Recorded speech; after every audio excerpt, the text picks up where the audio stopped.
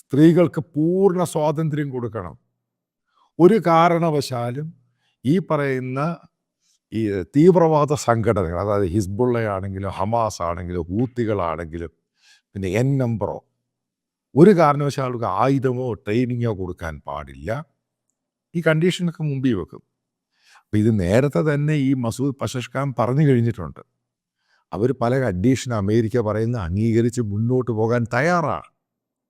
കാരണം Elon മസ്കുമായിട്ടുള്ള discussion Trump elect വന്നു കഴിഞ്ഞപ്പം ആദ്യം ഇലോൺ മസ്ക് അവരുടെ UN അംബാസിഡറുമായിട്ട് നേരിട്ട് സംസാരിച്ചു.